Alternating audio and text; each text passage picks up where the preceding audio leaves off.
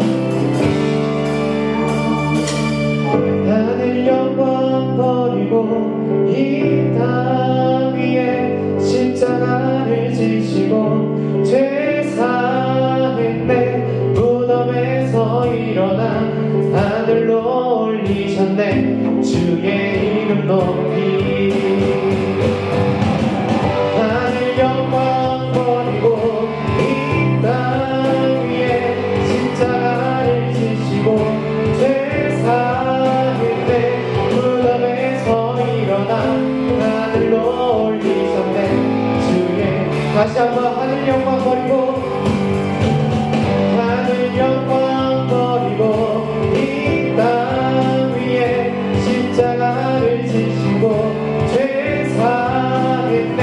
무덤에서 일어나 하늘로 올리셨네. 주의 이름 높이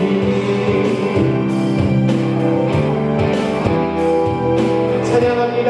승리하였네.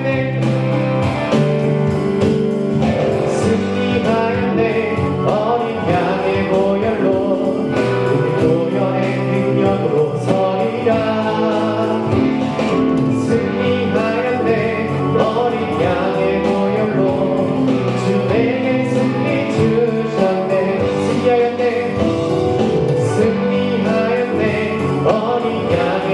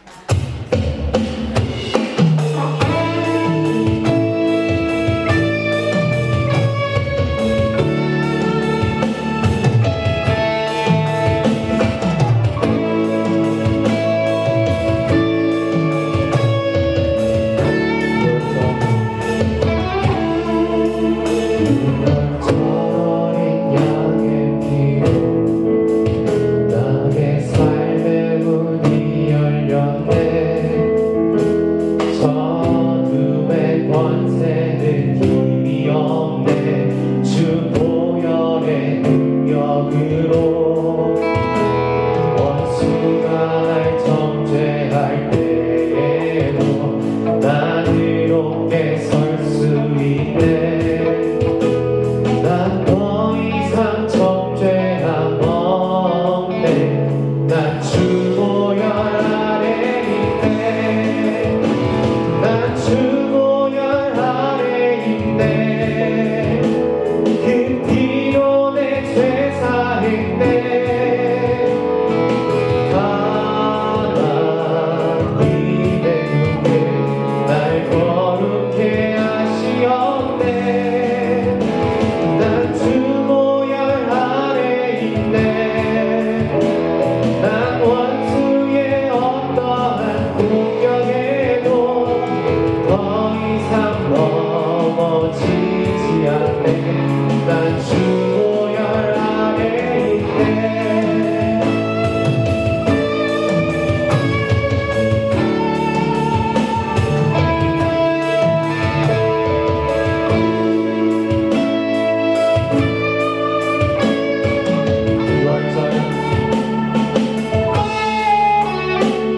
유월절이 향해 피로 나의 삶의 문이 열렸네. 저주의 권세는 힘이 없네. 주보혈의 능력으로 원수가 날 정죄할 때에도 난 이롭게 설 수 있네. 난 더 이상 정죄함 없네. 난 주보혈 아래 있네. 난 주보혈 아래 있네. 그 피로 내 죄 사했네. 하나님의 눈을 날 거룩해 하시었네. 난 주보혈 아래 있네. 난 원수의 어떠한 공격에도 더 이상 넘어지지 않네. 난 주보혈 아래,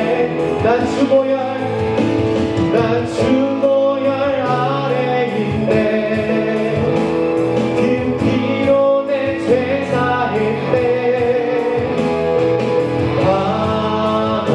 하나님의 눈을 날 거룩해 하시었네. 난 주보혈 아래 있네. 난 원수의 어떠한 공격에도 더 이상 넘어지지 않네. 난 주보혈 아래 있네.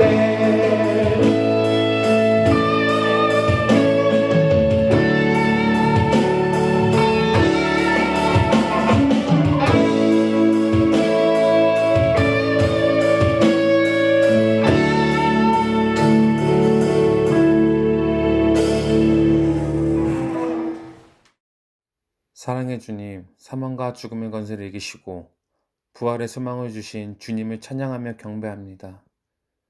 주님 귀하고 복된 주일날 주님 보시기에 선하지 못했던 일들이 있었다면 주님 용서하시고 긍휼히 여겨주시고 특히 우리 사랑하는 가금교회 아이들 지켜주시고 주님 보시기에 합당한 자들이 될 수 있도록 함께 동행하여 주시옵소서.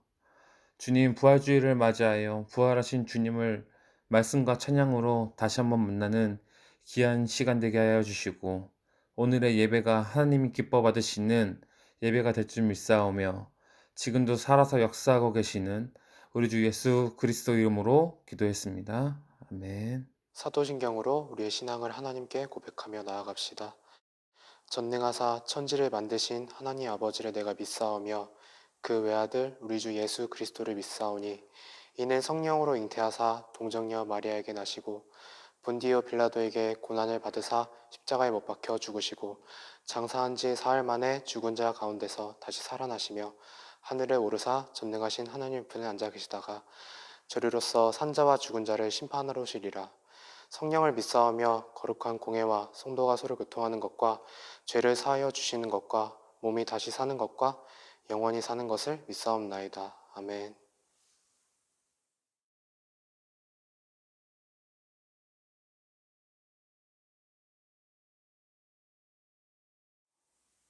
하나님 말씀 요한복음 11장 25절에서 27절 말씀 함께 봉독하도록 하겠습니다. 요한복음 11장 25절에서 27절 말씀. 예수께서 이르시되 나는 부활이요 생명이니 나를 믿는 자는 죽어도 살겠고 무릇 살아서 나를 믿는 자는 영원히 죽지 아니하리니 이것을 내가 믿느냐. 이르되 주여 그러하여다. 주는 그리스도시요 세상에 오시는 하나님의 아들이신 줄 내가 믿나이다. 아멘. 할렐루야. 우리 친구들, 오늘은 이 고난 주간이 끝나고 우리 주님께서 다시 사신 부활 주일입니다. 그래서 그런지 기독교 관련된 쇼핑몰 사이트를 보면 이런 공지가 있죠. 코로나19로 인해서 지금 열심히 땀 흘리고 고생하고 계시는 관공서나 의료진, 앞으로 이 부활절 달걀 배송을 많이 하고 있다. 이런 예쁜 마음들 얼마나 좋으냐라는 공지였습니다. 물론 이 구운 달걀의 홍보 수단일 수도 있겠지만 부활주의를 맞아서 그런 마음 씀씀이는 하나님께서도 정말 기뻐하실 일이라 생각됩니다. 물론 사순절을 지내고 또 고난주간을 보내는 동안 우리 중고등부 친구들 모두가 나름대로 의미 있게 시간을 가졌으리라 생각됩니다. 어떻게 하면 이 어려운 시간들을 하나님 앞에서 의미 있게 보낼 수 있을지 우리 더욱 고민하는 친구들이 되었으면 하는 마음을 가지고 드린 말씀이었습니다. 보통 예년 같았으면 우리도 달걀을 하나씩 2개씩 들고 거리로 나가서 다시 사신 주님을 전했겠죠. 하지만 오늘은 집에서 사랑하는 가족들과 함께 우리 예수님이 다시 사셨어. 지금도 살아계신 주님이야 라고 그 믿음을 고백하면서 그 기쁨을 잘 누리는 하루 되시길 주의 이름으로 축원합니다. 부활은 다시 사는 것이죠. 죽었다가 다시 살아나는 것입니다. 우리가 왜 이 부활을 믿느냐면 성경이 말하고 있기 때문이죠. 예수님께서 부활하신 것처럼 우리도 마지막 날 다시 부활할 것이란 걸 성경은 말씀하고 있죠. 예수님의 부활 말고도 성경에는 죽었다가 다시 살아난 사람들의 이야기가 몇 번 등장합니다. 진정한 부활이라고 말하긴 어렵지만 그래도 부활을 예표하고 우리로 소망하게 하는 이야기들이죠. 구약 성경에는 엘리야와 엘리사의 이야기가 등장하고 또 신약 성경에서는 베드로가 욥바성에서 도르가라는 이 여인을 다시 살게 한 이야기, 또 바울이 드로아성에서 설교할 때 3층 창가에서 졸다가 떨어져 죽은 이 유두고라는 청년을 다시 살려낸 이야기, 또 예수님께서는 이 제자들과 함께 하시던 공생애 동안 가인성 가부의 아들을 살려내셨고 또 회당장 야이로의 딸도 또 다시 살려주셨죠. 또 오늘 본문인 이 나사로를 다시 살리신 이야기도 빼놓을 수 없는 이야기입니다. 오늘 이 나사로의 이야기를 통해서 성경에서 말하는 부활이 우리에게 어떤 의미가 있을지 같이 생각해보고 또 나누어 보고자 합니다. 첫 번째, 부활은 지금이라는 것입니다. 지금. 부활이 꼭 아주 먼 미래의 일만은 아니라는 것이죠. 예수님 다시 오실 날 우리가 부활한다면서 지금 무슨 소리를 하는 거지? 맞아요. 지금 주님 다시 오실 때 우리는 다 부활해요. 이 사실은 분명해요. 오늘 성경 이야기 속에 등장하는 이 마르다도 이것을 잘 알고 있었어요. 그리고 잘 믿고 있었죠.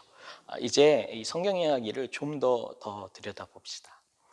마르다는 이 마리아의 언니예요. 그리고 이 마리아는 예수님께 향유를 붓고 자기 머리털로 예수님의 발을 닦았던 바로 그 여인이죠. 그리고 이들에겐 오빠인 나사로가 있었어요.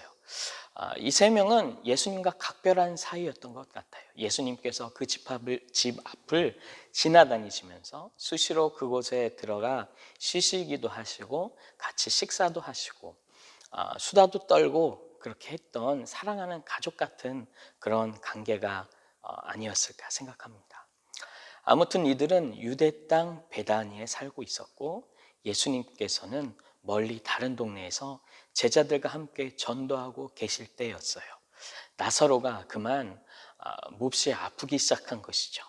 병에 걸린 것이었고 죽을 만큼 이제 목숨이 위태로웠던 것이죠. 마르다와 마리아는 사람을 보내서 사랑하는 예수님에게 이 소식을 전했습니다. 예수님, 나사로가 이제 곧 죽을 것 같아요. 너무 아파하니 빨리 와주세요. 이런 거죠. 이 소식을 듣고선 예수님께서는 이렇게 말씀하세요. 하나님의 영광을 위한 일이구나. 하나님의 아들이 이 일로 인해 영광을 받을 것이야. 그러면서 나사로에게 바로 가지 않으셨어요. 이틀을 더 그곳에 그냥 머무르셨죠. 다른 동네에 그대로 계셨던 것이에요. 그리고 제자들에게 유대 땅으로 이제 돌아가자라고 말씀하셨어요. 그러자 제자들은 말렸어요. 아니, 지금도 유대인들은 우리를 못 잡아먹어서 안달인데 유대 땅이라뇨. 이런 제자들의 반응에 우리 예수님은 이렇게 대답하셨습니다. 우리가 사랑하는 우리 친구 나사로가 지금 잠들었다. 내가 깨우러 가야겠어. 그리고 이 요한복음 11장 17절을 보면 이렇게 기록되어 있어요. 예수께서 와서 보시니 나사로가 무덤에 있은지 이미 나흘이라. 나사로가 죽은 지 벌써 사흘이나 지났어요. 예. 마르다와 마리아를 위문하기 위해서 많은 사람들이 또 모여 있었습니다. 예수님께서 오신다는 소식을 듣고 이 마르다가 버선발로 달려갔어요. 이렇게 말해요. 주께서 여기 계셨더라면 내 오라보니까 죽지 아니했을 텐데요. 그러나 나는 이제라도 주께서 무엇이든지 하나님께 구하면 하나님이 주실 줄 압니다.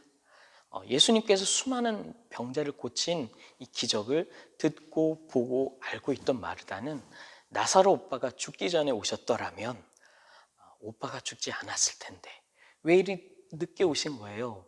라고 푸념을 한 것이죠. 또 예수님의 기도 습관을 잘 알고 있었을 이 마르다는 주님께 이렇게 또 채근하는 거예요. 이제라도 주께서 하나님께 구하셔서 우리에게 뭔가라도 좀 해주세요. 이제라도 구하시면 뭔가 하나님께서 주실 줄 믿어요. 라는 이 마르다의 말은 나사로를 살려주실 것이라는 이 믿음의 고백은 아니었어요. 이후에 이어지는 문맥을 잘 읽어보면 마르다는 지금 나사로를 살려달라고 이 말한 것이 아니죠. 조금 나쁘게 직설적으로 이 말하면 예수님을 비꼬았던 거예요. 왜 이제야 오신 거예요? 지금이라도 뭔가 해보시죠. 그렇게 사랑하는 나사로가 죽기 직전이었는데 왜 이렇게 늦게 오신 거예요?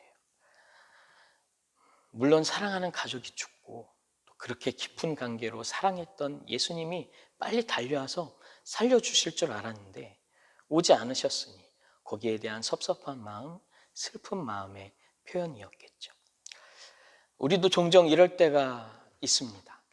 내가 죽을 만큼 아팠고 그렇게 간절히 기도했는데 그렇게 마음 졸이며 살다 이렇게 무너졌는데 더 이상 어떤 희망도 보이지 않는 이런 절망에 빠져서 일어날 힘도 전혀 남지 않았는데 더 이상 이 관계를 지속해 나갈 어떤 명분도 이젠 다 사라졌는데 죽음 같은 이 상황, 죽음과 맞먹고 죽음과 방불한 더 이상 살아도 살았다고 말할 수 없는 지금까지 왜 아무것도 안 하셨냐고요. 이때 우리 주님은 마르다에게 말씀하셨습니다. 너의 오라버니가 다시 살아나리라. 내가 다시 일어서게 하마. 마르다가 말합니다. 그래요. 마지막 날 주님 다시 오실 날 모든 이가 부활할 것을 내가 알아요. 그리고 그렇게 될 것도 믿어요. 근데 지금 이게 뭐냐고요. 이때 예수님께서 오늘 우리가 함께 읽은 이 본문을 말씀하시는 거예요. 나는 부활이요 생명이니. 내가 부활이야. 내가 생명이야. 나를 믿는 자는 죽어도 살고 살아서 믿는 자는 죽어도 죽은 게 아니야. 영원히 죽지 않아. 이 예수님의 말씀에 마르다의 고백이 이어져요. 그래요. 그렇죠. 주는 그리스도세요. 세상에 오시는 하나님의 아들인 걸 내가 믿어요. 이게 신앙 고백일까요? 아니면 신앙 고백을 빙자한 그냥 체념일까요? 그럼 그렇지 뭐. 또 기도하라는 소리고, 또 기다리라는 소리고, 또 주님께 그냥 맡기라는 소리겠지. 인내하라는 소리겠지. 마르다도 잘 알고 있었어요. 부활은 마지막 날 이루어질 것이라는 걸 말이죠. 하지만 이건 몰랐어요. 예수님께서 지금 나사로를 살리려 오셨단 말이죠. 하나님의 영광을 위해서. 부활은 지금이에요. 여러분, 저 멀리 부활을 두지 마셔요. 지금 내 인생 이 칠흑같이 어두운 밤에 주님이 찾아오셔서 말씀하시는 거예요. 내가 지금 너를 살려낼 거야. 일으켜 세울 거야. 절대 늦은 게 아니야. 부활을 믿느냐? 그러면 지금 다시 살 것도 믿어. 부활은 지금 여기에 있다. 여러분 그동안 얼마나 아파하셨어요? 죽을 만큼, 죽은 것과 마찬가지인 만큼 너무 일이 꼬이고 힘들어서 주님 어떻게 이러실 수 있어요? 라고 항변할 만큼 아파하셨습니까? 주님께서 말씀하세요. 부활을 믿어? 부활을 믿느냐? 지금 너에게 내가 왔어. 내가 부활이고 내가 생명이야. 너에게 내가 필요한 거야. 너에게 필요한 건 다른 게 아니라 바로 나야. 나만이 널 다시 살려줄 수 있어. 우리 주님, 이 부르시는 음성을 오늘도 선명히 들으시는 우리 여러분들이 되시길 주의 이름으로 축원합니다. 이 부활의 두 번째 의미는 공감이에요. 공감. 부활은 공감입니다. 이어지는 성경 본문은 이래요. 마르다가 마리아에게 가서 예수님께서 마리아를 부르신다라고 말씀을 전합니다. 예수님의 부르심에 마리아도 급히 일어나서 예수님께 달려와요. 위로하러 왔던 이 유대인들도 마리아가 급히 달려나가자 혹시 또 무덤에 가서 울다가 쓰러질까 봐 함께 달려갑니다. 마리아도 마르다처럼 예수님께 가서는 똑같이 말을 합니다. 주께서 여기 계셨더라면 우리 오빠가 죽지 않았을 거예요. 마리아도 울고 주위에 있던 유대인들도 울었습니다. 이때 성경은 이렇게 말씀해요. 예수께서 그가 우는 것과 또 함께 온 유대인들이 우는 것을 보시고 심령에 비통히 여기시고 불쌍히 여기사 그리고 물으셨어요. 그를 어디에 두었느냐? 주여 와서 보옵소서. 사람들은 무덤을 가리켰겠죠. 그리고 나서 또 35절엔 예수님께서 눈물을 흘리셨다라고 기록하고 있어요. 마리아의 마음을, 그 비통한 심령을, 슬픔에 사로잡힌 이 마리아를 바라보시면서 그저 우시는 거예요. 예수님도 눈물을 흘리신단 말이에요. 예수님은 우리를 부르시고선 바라보시며 울고 계시단 말입니다. 무덤을 보시고 마리아를 보시고 눈물을 흘리셨죠. 우리를 보시고 우리를 가로막는 그 우리 앞에 놓인 무덤을 보시고 울고 계신 거예요.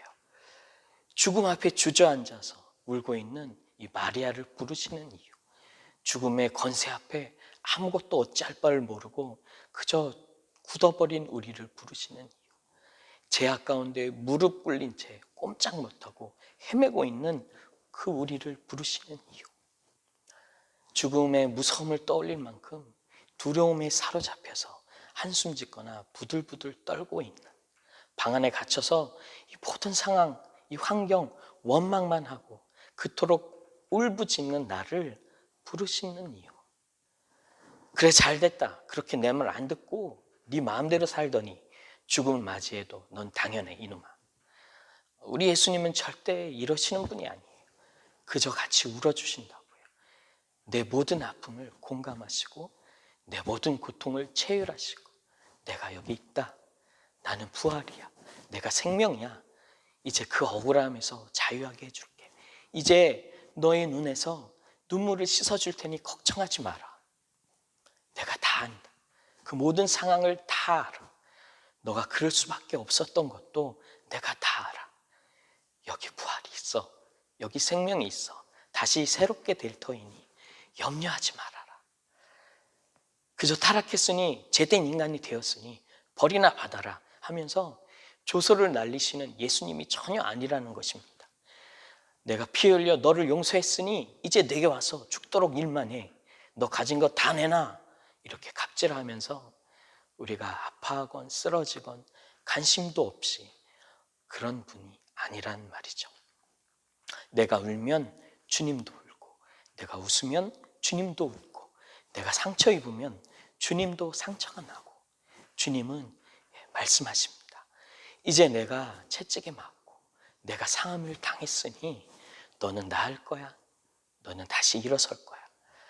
새로운 피조물로 살게 될 거야. 옛사람은 벗어버리고 나로 옷 입게 될 거야.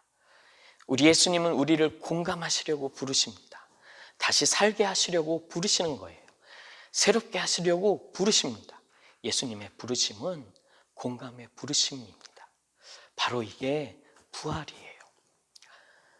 마리아처럼 죽음 앞에 주저앉아서, 무덤 앞에 주저앉아서 어쩔 줄 몰라 하며 울기만 하는 우리를 다 헤아리시는 주님이 부르고 계세요. 부활을 주시려고, 생명을 주시려고.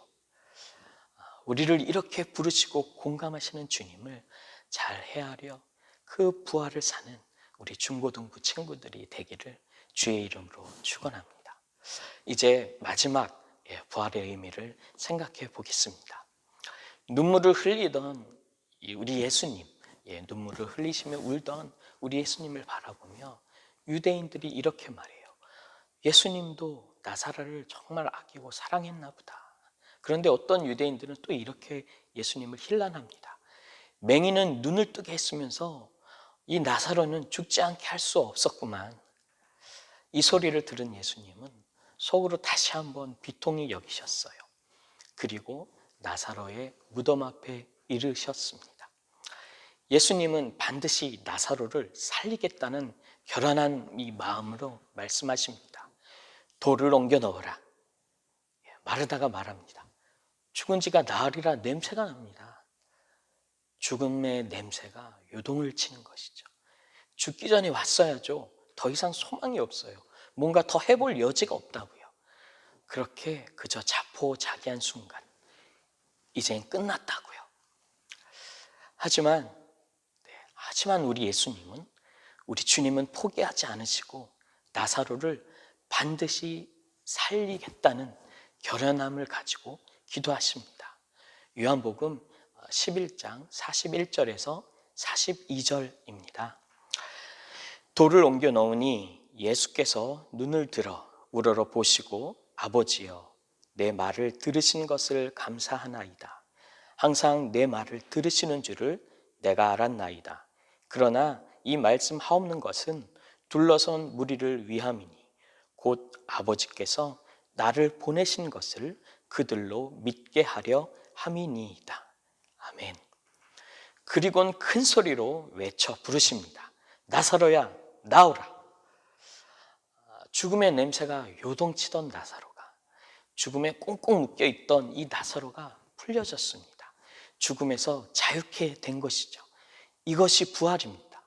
우리를 살리겠다는 예수님의 결연한 의지가 우리를 부활로 이끌고 있습니다.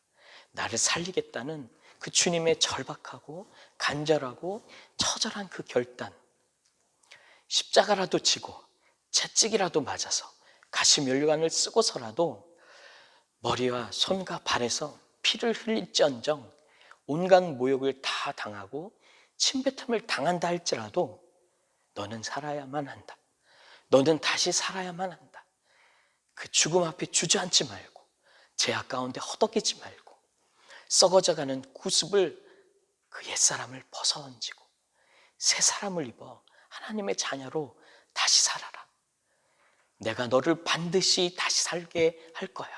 내가 너를 마지막 날 반드시 다시 또 살려낼 거야. 죽음의 냄새가 요동치는 곳에 그렇게 앉아있는 우리에게 주님이 지금 부르고 계신 것이죠. 우리를 공감하시면서 말이죠. 반응하세요. 주님이 부활이시고 생명이세요. 우리 주님을, 우리 예수님을, 나를 위해 십자가 지신 예수님의 우리 마음에 모시기 바랍니다. 주님은 우리를 반드시 다시 살아나게 하세요. 주님의 그 결단은 결코 우리를 포기하지 않으신 줄 믿습니다. 그렇게 십자가를 지셨고 또 부활하셨죠. 우리에게 부활이시며 생명이신 예수님 자신을 주십니다. 예수님을 마음에 가지십시오. 그래서 이 부활을 소유하시기 바랍니다. 지금 우리를 공감하시며 부르시는 예수님께서 결단코 우리를 다시 살게 하실 것입니다. 이 부활을 붙들고 살아가는 우리 중고등부 친구들 되시기를 주의 이름으로 축원합니다. 기도하겠습니다. 생명의 주님, 감사합니다. 여전히 지금도 살아계셔서 우리에게 부활을 주시며 생명을 주시려 우리를 부르시고 공감하시는 주님, 감사합니다. 결단코 우리를 다시 살게 하실 것도 믿습니다. 이 어두운 세상에서 죽음과 죄의 권세 아래에 허덕이지 않게 하시고 주님 주시는 생명 붙들고 새로운 피조물로 하나님의 자녀로 살아가게 하여 주옵소서. 무덤 앞에 주저앉아 상황을 탓하며 하나님을 원망하며 울기만 하는 것이 아니라 분연히 일어나서 주님 가신 그 길을 올곧이 따라갈 수 있도록 성령께서 우리를 일으켜 주시고 이끌어 주시옵소서. 하나님, 우리가 비록 지금 보이지는 못하지만 주를 향한 사랑이 더욱 날로 깊어지게 하시고 각자의 삶 가운데 개인의 예배가 더욱 풍성해지게 하여 주시옵소서. 우리 다시 모여 예배하는 날을 더욱 기대하며 소망하게 하시고 주의 나라와 주의 의를 구하며 하나님만 예배하는 중고등부 친구들이 되도록 역사하여 주시옵소서. 예수님의 이름으로 기도합니다. 아멘.